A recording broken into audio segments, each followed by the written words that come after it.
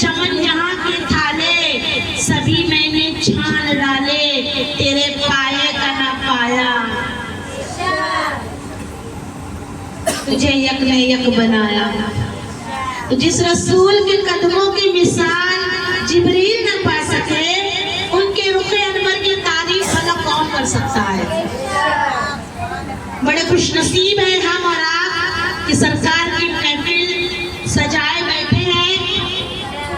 آپ کا ذہن سن اور سنا رہے ہیں۔ اللہ اللہ قربان چاہیے اس محفل کی عظمت پر،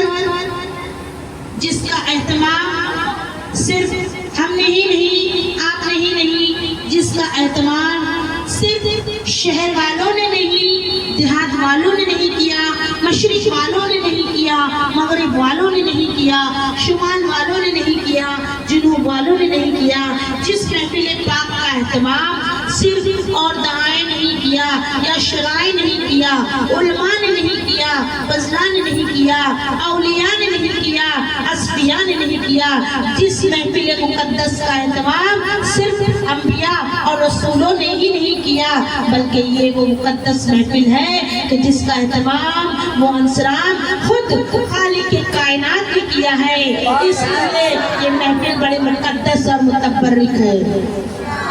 درود و سلام پڑھیں۔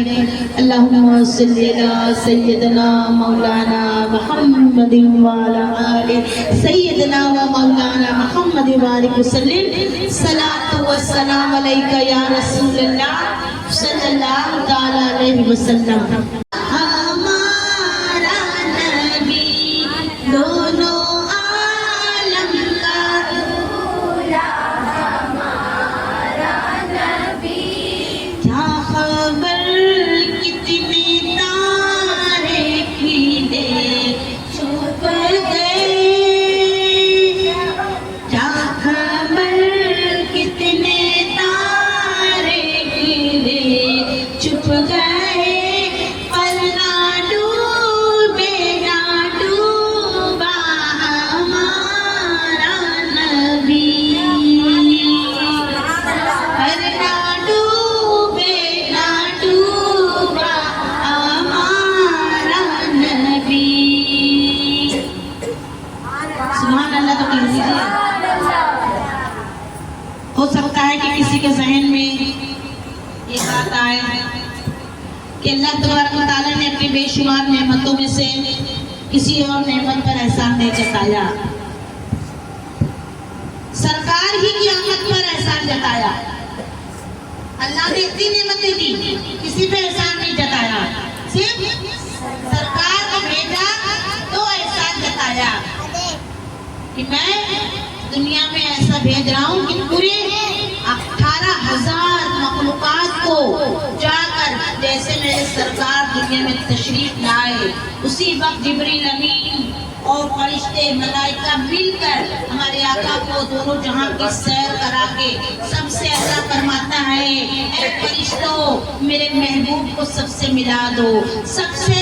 ان کا وہ کرا دو انتظام، یہ میرے آقا ہے، یہ وہی ہے جو بخشش کا سامان بن کے آئے ہیں، امت کو بخشوانے آئے ہیں، یہ وہی ہے، سب سے بتا دو، ان 18,000 عالم کو بتا دو، ان تمام مخلوقوں کو بتا دو، یہ وہی ہے، یہ وہی ہے جن کے صدقے میں تم بنائے گئے ہو۔ اللہ نے صرف اپنے محبوب کے لیے احسان جتایا، باقی اور کسی نعمت کے لیے احسان نہیں جتایا کہ میں نے اتنی نعمتیں دی۔ یہ سب سے بڑی نعمت ہے کہ ہم اللہ کے اس محبوب کے امتی ہیں، بہت بے شمار نعمتیں ہمارے لیے، اس نعمت کو سنبھال کر رکھو، پر چلنے کی کام کر دو، شروع کرو۔ جیسے آقا فرمائے ہیں، آقا کا رہن سہن، بولنے چالنے کا انداز اور چھوٹوں بڑوں سے محبت کرنے کا انداز، حسن اخلاق اور تمام لوگوں کے حقوق، چاہے وہ غریب ہو، امیر ہو، چاہے رشتہ دار ہو، ہر کسی سے پیار محبت سے پیش آنا، ہر کسی کو مال و زر میں برابر برابر حصہ دینا۔ آقا کی نظر میں نہ کوئی امیر تھا نہ کوئی غریب تھا، سب ایک صف میں کھڑے رہتے ہیں۔ جیسے اللہ کی بارگاہ میں ہم جاتے ہیں، کعبۃ اللہ کا طواف کرتے ہیں، اللہ کی وہاں ہزاروں لاکھوں لوگ جاتے ہیں، کعبہ کے گرد گھومتے ہیں، لیکن ایک ہی صف میں رب کھڑا کرتا ہے، اس میں اربوں پتی بھی آتے ہیں، کروڑ ارب پتی آتے ہیں، اس میں غریب بھی جاتا ہے، مڈل کلاس کے لوگ بھی جاتے ہیں، لیکن وہ رب کریم اپنے بندوں میں فرق نہیں کرتا، یہ کروڑ پتی ہے، یہ ارب پتی ہے، ایک صف میں سب کو کھڑا کرتا ہے۔ اللہ کی نظر میں ہر بندہ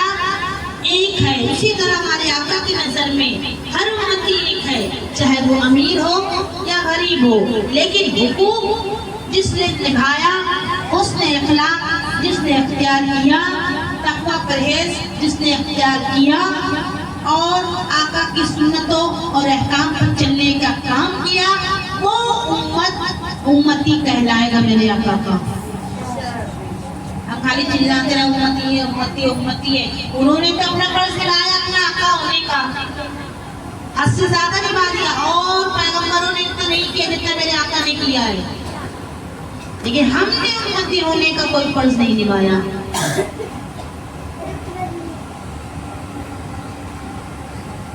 تو اس کی وجہ یہ ہے کہ اللہ تبارک و تعالیٰ دنیا والوں اور بالخصوص مومنوں کے دل و دماغ میں یہ بات اچھی طرح بیٹھانا چاہتا ہے کہ دنیا کی ساری نعمتیں اپنی جگہ اور میرے محبوب کی عظمت اپنی جگہ ہے۔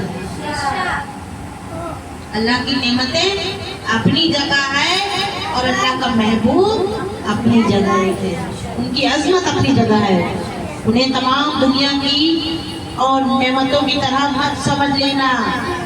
ان کا ذکر خصوصیت سے اس لیے کیا جا رہا ہے تاکہ تم ان کی عظمت سمجھ سکو اور ان کی قدر و منزلت کا اندازہ لگا سکو۔ ان کی محبت سے اپنے سینے کو مدینہ بنا لو، کہتے ہیں نا سینوں کو مدینہ بنا لو، کیسے بنے گا؟ ان کی محبت سے اپنے سینوں کو مدینہ بنا لو، یہ تمہاری زندگی کی معراج ہے، یہ مومنوں کی معراج ہے، اور اسی میں تمہاری کامیابی کا راز ہے۔ اللہ نے ایسا احسان کیوں نہ جتائے، بلکہ کیوں نہ جتائے کہ سرکار کے صدقے میں ہمیں سب کچھ ملا ہے۔ اگر سرکار کی ولادت مقصود نہ ہوتی تو کائنات کا وجود نہ ہوتا، اگر سرکار کی ولادت مقصود اللہ کی نظر میں نہیں ہوتی تو شاید اس کائنات کا وجود بھی نہ ہوتا، اور تم بھی نہ ہوتے، ہم بھی نہ ہوتے، کوئی نہیں ہوتا۔ نہ زمین و زمان، مکین و مکان، یہ صبح و سایہ، شمس و قمر، یہ برگ و ثمر، یہ شجر حجر، یہ سب حضور ہی کا صدقہ ہے۔ اس سلسلے میں حدیث قدسی ہے لولا کا لما خلقت الافلاک والارضین، حدیث میں ہے اللہ فرماتے ہیں اے محبوب اگر آپ کو پیدا کرنا مقصود نہ ہوتا تو نہ زمین پیدا کرتا نہ آسمان پیدا کرتا۔ یہ آج ہم ہیں کیڑے مکوڑوں کی جیسے زندگی جی رہے ہیں اپنی، انسان تو دور کے بعد انسان کے لیے لائق نہیں ہے، مسلمان مومن تو دور کا ہے، ہم کیڑے بن چکے ہیں، اپنے من مطابق اپنی زندگی جی رہے ہیں، احکام الہی بھول چکے ہیں۔ تو اللہ اگر دنیا نہیں بنانا سکتا تو ہمارا وجود بھی کسی لائق کا نہیں ہے، نہ ہمارے اعمال اتنے اچھے ہیں کہ اللہ ہم کو نہ پیٹ بھر کھانا کھلائے، اچھے اچھے کپڑے پہنائے، وہ تو اپنے محبوب کے صدقے میں اللہ ہمیں بھیک میں ملتا ہے، یہ سب ان کا اتارا صدقہ ملتا ہے۔